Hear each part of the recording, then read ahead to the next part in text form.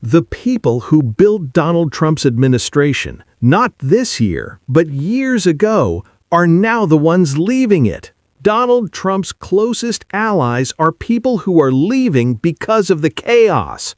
That is what we saw today, with not just one, but two bombshell resignations, as everything in the White House is falling apart and MAGA is revolting against Donald Trump.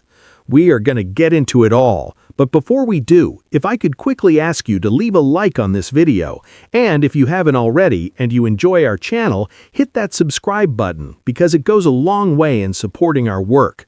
Now, before we get into these bombshell resignations that just show how deep these fractures in MAGA are, I want to start with the broader fractures in Donald Trump's political coalition that were broken down in some pretty tough polling by Rachel Maddow right here. In the latest AP polling, Trump is minus 36 on the economy. 31% of the country approves of Trump on the economy, 67% disapproves. So Trump on the economy is underwater by 36 points. On healthcare, it's even worse. He's underwater by 40 points. And that poll ended before today, which is the deadline for people to sign up for their health plans under the ACA, which is tens of millions of people in this country. And those plans, the prices of those plans, the premium costs are skyrocketing in price because of what Trump and the Republicans did in his so-called big, beautiful bill.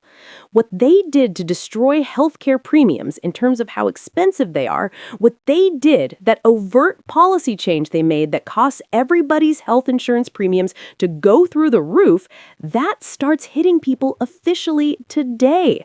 Trump and the Republicans caused it. They have not been able to fix it, and Trump is already 40 points underwater on healthcare even before that starts hitting people.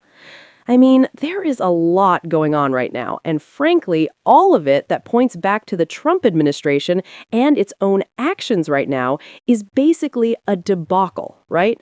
We're going to talk about the huge mess and very public failures at the FBI in just a couple of minutes. But beyond that, at the VA, we've got the Trump administration cutting 35,000 healthcare jobs because, Merry Christmas, veterans, that's what Donald Trump and the Republicans think of veterans' healthcare. They are cutting 35,000 doctors and nurses and other healthcare jobs at the VA. Merry Christmas. At FEMA, which has not exactly been distinguishing itself under the Trump administration, ask Texas, Trump is now putting in charge of the key emergency response division there, the Office of Response and Recovery. Trump is putting in charge of that a man who has no discernible emergency response experience whatsoever. But he is a guy who said the election was stolen from Trump, not only in 2020, but also in 2016. Now, you may recall 2016 is an election Trump won, but this guy says that one was also stolen from Trump, even though Trump won it. Now, his reward is that Trump is putting him in charge of running response and recovery for the U.S. federal government at FEMA. That's going to be real popular too, I'm sure. Listen, you do unpopular things and you end up unpopular. Donald Trump is as unpopular as he has ever been, and smart politicians all over the country are figuring that out. Donald Trump's chief of staff, Susie Wiles, didn't go on the record in scathing rebukes of everyone in this administration multiple times for Vanity Fair because things are going oh so swell. She wouldn't have done that unless she was venting or trying to save her ass or any number of different reasons for her panic. But it is panic. That much is clear. It is panic. Not just because of these numbers. It is important to keep in mind, of course, these numbers. Donald Trump's tanking polls on literally every issue. He is underwater. It is one of the largest reasons why we see these fissures in MAGA, because they understand now that the fear of the general election is much greater than the fear of Donald Trump trying to primary them, especially when Republicans in Indiana know that if they work as a bloc, a cohesive cohesive unit, Donald Trump cannot go after them all, and he has, in fact, failed multiple times. Marjorie Taylor Greene giving him the FU, Thomas Massie as well. But this isn't the only bad polling. Take a look at where MAGA views MAGA right now. A new poll has found that support for MAGA among Republicans is rapidly declining, according to an NBC News poll that now shows that Republican voters prefer traditional Republicans over MAGA Republicans. That is what the fracturing of a coalition looks like when the Republican electorate at large prefers the traditional Republican for the first time since Donald Trump became the Republican nominee to the MAGA Republican. His grip on the party is gone. We're seeing it play out in real time, and it's why everything else around him is also falling apart. Breaking: 2 more Heritage Foundation board members resign amid Tucker Carlson-Nick Fuentes fallout. 2 more members of the Heritage Foundation's Board of Trustees resigned on Tuesday, citing concerns over the Heritage Foundation's direction and approach to combating anti-Semitism. A statement from one scholar obtained by Mediaite reads, "When Ed Fellner encouraged me to join the board of the Heritage Foundation, I did so to help advance the ideals of the American founding. My intention was to work from within to further the conservative principles in alignment with our great nation. Today, I have resigned from the Board of Trustees of the Heritage Foundation in furtherance of those same values. No institution that hesitates to condemn anti-Semitism or hatred, or that gives a platform to those who spread them, can credibly claim to uphold the vision that once made the Heritage Foundation the world's most respected conservative think tank."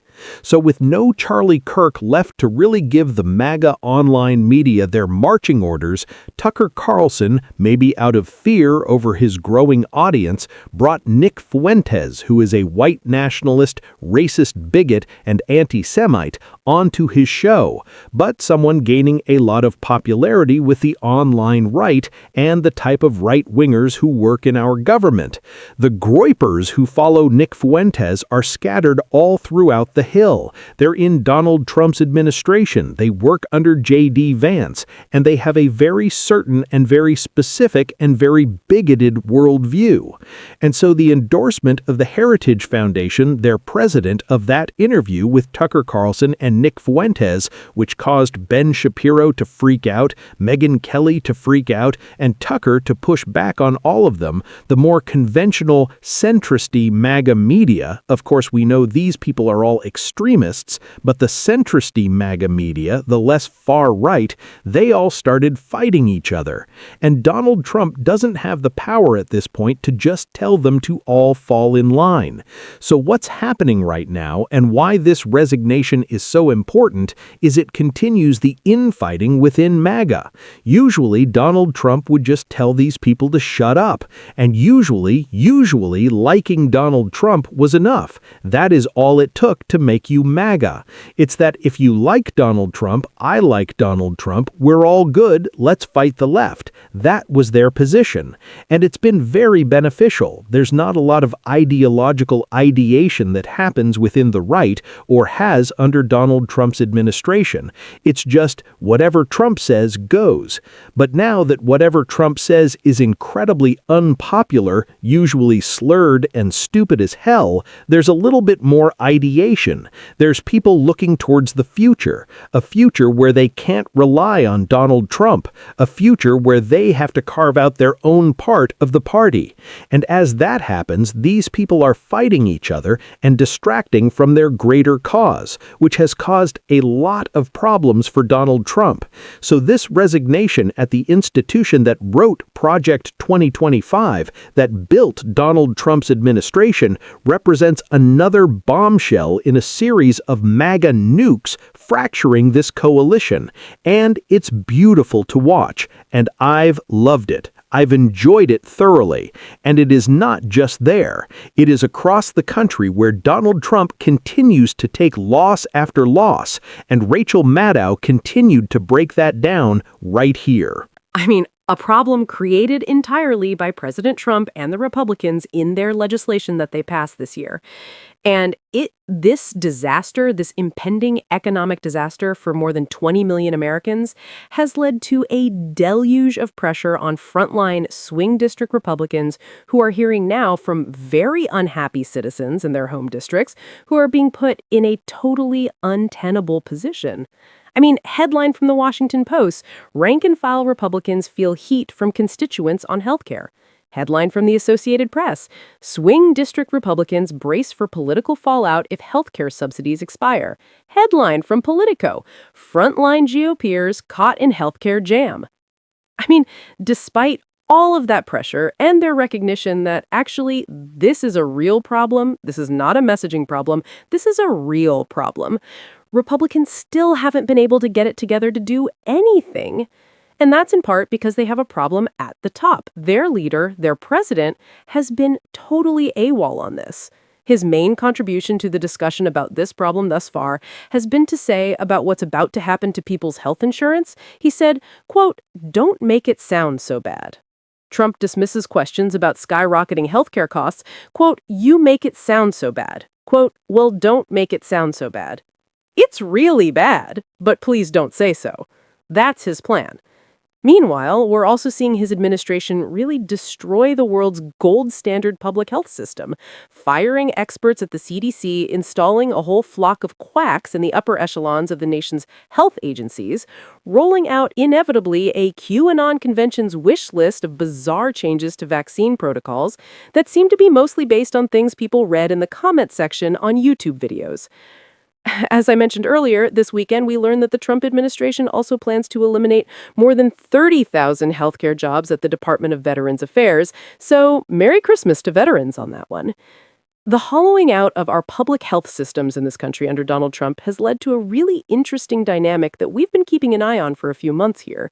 Democratic-led states essentially picking up the slack where our federal public health systems are being destroyed. This is something that could really fundamentally reshape governance in this country and how we live. It could fundamentally reshape the difference between states and what it's like in blue state America versus red state America. I mean, you may remember back in August when Health Secretary RFK Jr. abruptly fired the head of the CDC, it led to a wave of resignations from other top officials at that agency.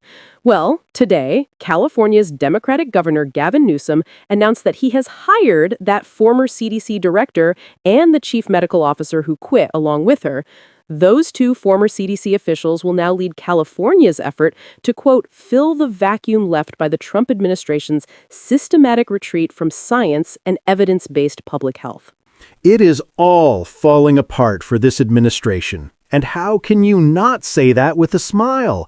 This is truly the end. Even Susie Wiles said it. This is the end of Donald Trump. This is the end of MAGA. And that does not mean we return to the Republican Party. It means something else has to emerge. And for that to happen, these different coalitions have to fight and destroy each other.